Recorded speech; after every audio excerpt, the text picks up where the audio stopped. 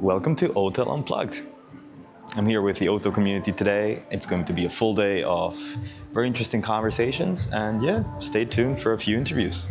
What's the favorite topic you're really looking forward to talking about today at OTel Unplugged? I think there's so many. I think for me, I would like to hear more end user adoption stories. Like what went well with OpenTelemetry adoption? What didn't go so well? Why people actually want to adopt OpenTelemetry in production, or why they don't. So I'm very interested in that. And obviously, like all the emerging technologies, OTel Arrow, anything about Weaver, around semantic conventions, and obviously AI. So for me, probably community. I'm interested in how to get more contributors, how to retain them so they stay, and maybe how to have more open telemetry focused events. So. I want to help make OpenTelemetry easier to install and for people to have an easier time to get started with OpenTelemetry, specifically in the way that we can use the OpenTelemetry injector to add OpenTelemetry to your applications running in Linux, virtual machines, on hosts, inside containers. Interesting to talk about OBI. So I have discovered OBI recently only, actually, and I realized that eBPF is making a game changer here in the industry.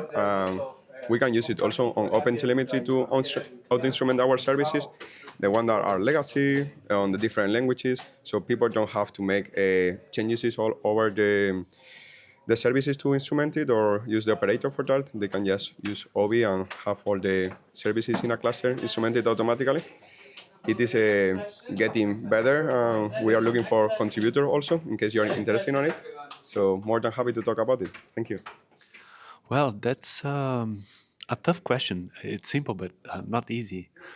I'm an OpenTelemetry member, so to say, since ages. So I've been interested in basically everything.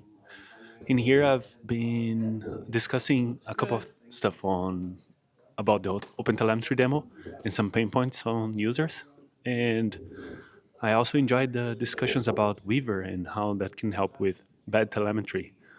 So basically, I'm interested in the pain of the users. That's mostly what I discuss about and want to hear more. So the thing I'm really excited to talk about here is Weaver and this idea of being intentional and designing your telemetry from the ground up. So actually providing details of how your system works so that things like telemetry in your backends actually makes sense. That and just generally connecting with everybody here because these are my people. My main concern in those meetings is always the interoperability between Prometheus and OpenTelemetry and how to make this easier for the end users. Because there's way too much friction and end users don't deserve to be exposed to any of this friction. And as such, it is on us as the project maintainers to just build something which works reliably and is cost efficient and has good long-term maintainability and stability. I'm a maintainer for the OpenTelemetry Python Special Interest Group.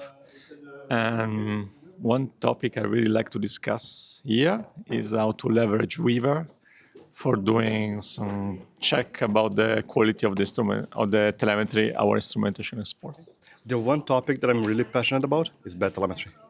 And we had a session about bad telemetry. The room was full, like everybody was talking about bad telemetry. So what is bad telemetry? What are the sources of bad telemetry? What are the shapes of bad telemetry? Like PIIs or just excessive number of spans in a trace or broken traces. Like this is bad telemetry. So we had a session, we talked about that. We talked about the causes of bad telemetry. How can we imagine bad telemetry? What are the implications of that? So why is it important? And who causes or who are interested in bad telemetry and who are interested in fixing bad telemetry? And then we had a session, during the same session, the second half of the session was about Weaver. And, Weaver can be used then to address some of the concerns that we have around bad telemetry. So we can define what is good telemetry and use Weaver to enforce. And we can also use Weaver then down the line, closer to our collector, to verify what is the actual telemetry that is flowing through the pipeline. So Weaver can help in understanding what is the telemetry that is there, and how good and how bad the telemetry is there. It's not so Weaver doesn't do everything for bad telemetry, but it goes a long way. Yeah, so talking about the relatively new OTel injector that we have been working on since a couple of months in a small SIG, and getting the word out today and getting people excited about it for a new way to auto-instrument applications. That was really pretty exciting. The topic that's making me excited to be here is OTel Blueprints, because this is a new initiative that's just started in the OpenTelemetry project. So I want to know more about end users approaching OTel adoption, learn from how they're doing it, share ideas. Ultimately, what we're trying to do with OTel Blueprints is to be able to put together a cookbook for OTel adoption at scale. So just want to see what people are struggling with and what people are succeeding with. At Grafana, I work in this weird intersection of OpenTelemetry and OTel. So I'm very happy that my whole team is here working on OTel, but I'm also happy that this is an OTel conference. But even though it's an OTel conference, we got like 10 or 10 plus Prometheus maintainers. And there was some very good, we had some interactions between OpenTelemetry end users who are using OpenTelemetry with Prometheus. So we got some real user experience, but at the same time, we had some breakout sessions between Prometheus maintainers and OTel maintainers. And they were discussing what kind of things we want to see in the future that improves the problems we saw in the users. We have been working a lot in distributed tracing, and I actually really interested on using OTel for distributed tracing inside the OTel collector itself, and new protocols and new way of saving data transfers.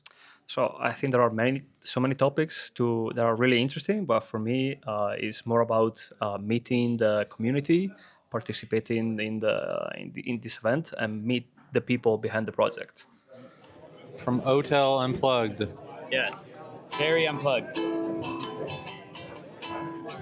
And the one thing that would have made it better, Ted, is you. And that's why we hope to see you here next time for OTel Unplugged 2027. That is Austin. And Ted. Signing off from OTel Unplugged 2026 here in Brussels at FOSDEM Fringe.